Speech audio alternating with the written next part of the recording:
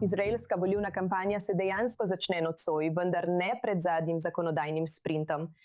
Kneset zaključuje enega najbolj burnih mandatov v zgodovini države. Volitve pa so razpisane za 27. oktobra. Kneset pa se razpusti jutri. V svojih zadnjih urah je koalicija oslabila pooblastila generalnega državnega tožilca, zaščitila ultraortodoksne izogibavce naboru in razširila spolno ločene akademske programe.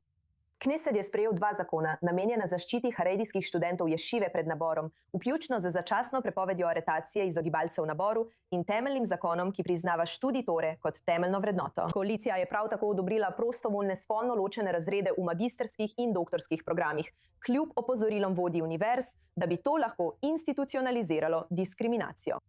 Vendar širši, trajni zakon o oprostitvi haredijev ni bil sprejet in Vrhovno sodišče je že zamrznilo začasno prepoved aretacije izogibalcev naboru. To je le bežen pogled na nekaj dogajanja, ki se trenutno odvija v Knesetu. Da bi vse to poskušali razumeti, se nam v studiu pridružuje politični analitik Gil Hoffman. Gil, hvala, da si z mano tukaj v angleškem studiu i24 News. Veliko se še vedno dogaja v teh zadnjih urah, preden se Kneset razpusti. Od vseh zakonov, ki so bili predloženi tik pred razpustom, kateri bi rekla, da je najbolj pomemben in na katerega bi se morali osredotočiti? Generalni državni tožilec je bil za prihodnost zelo resno oslabljen. Naslednji Kneset lahko, če bo predsednik vlade ponovno izvoljen, takoj odpusti njo. In potem se bo vloga generalnega državnega tožilca drastično spremenila in Izrael bo postal država, katere vladavina prava je nekaj, s čimer se ponašamo po vsem svetu. Recimo samo, da se s tem ne bomo mogli več toliko hvaliti. Postali bomo nekoliko bolj podobni Madžarski. In to je sprememba, ki jo bomo občutili takoj.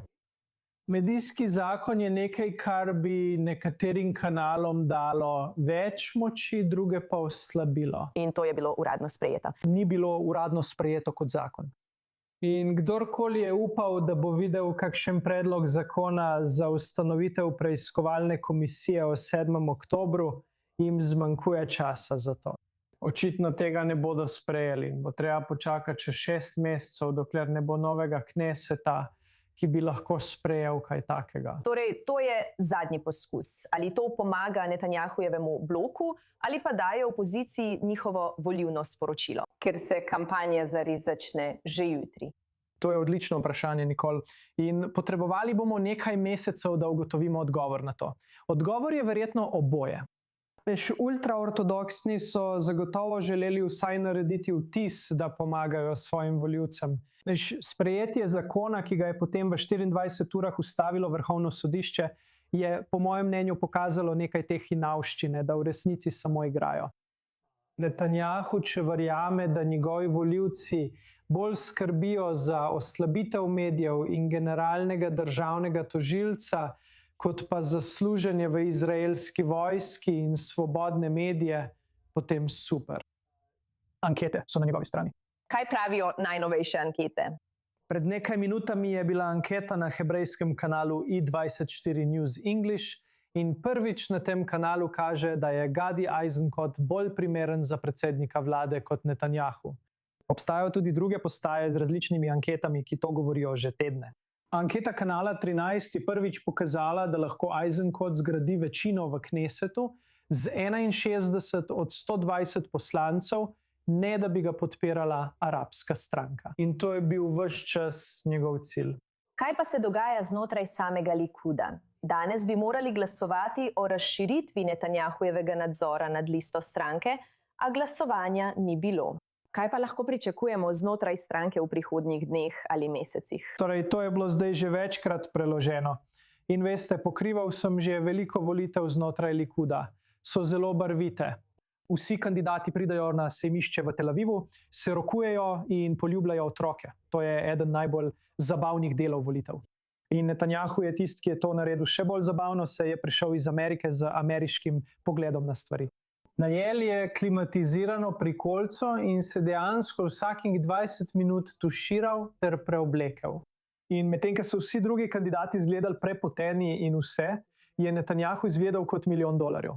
Ampak to Netanjahu zdaj ne ustreza več. Rad bi sam nadzoroval svojo listo, kaznoval sovražnike, povzdigoval prijatelje. In dlje kot to traja, bolj kot se odlaša, bolj. Verjetno bo na koncu neka komisija, ki jo bo vodil on sam in bo sam izbral listo. Razen, če imaš člane Kneseta in ministre, ki jim uspe boriti se proti njemu, kar se v Likudu redko zgodi. Torej vse to pripravlja teren za volitve. Gil, ko se Kneset jutri razpusti, kaj se zgodi do 27. oktobra? Ne boš mogel iti v nakupovalno središče, ne da bi videl kandidata. Veš, ni tako kot v Ameriki, kjer imaš samo 2 stranki in ne preveč kandidatov. Tukaj bomo imeli 30 strank. Veš, še vedno ne vemo, ali bo obstajala druga stranka v slogu Likuda, v kateri bi kandidirali nekdanji ministri, kot sta Julijat ali Daniel Eličikat, kar bi lahko naredilo stvari bolj zanimive. Še vedno ne vemo, ali bo obstajala kakšna stranka v slogu Vrzimo jih ven, kjer ne bo nobenega kandidata iz trenutnega Kneseta. Kampanja bo dolga. 7. september je dan, ko morate prijaviti svoje kandidate. To je še daleč.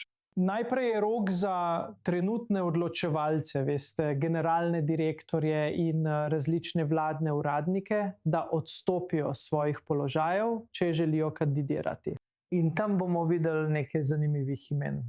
Torej nas čaka še veliko razprav tukaj v angleškem studiu iz 24 News v prihodnjih tednih in mesecih. Seveda, Gil Hoffman, vedno z analizo politike. Vesela sem, da si bil z nami, cenim to. Veselje mi je bilo.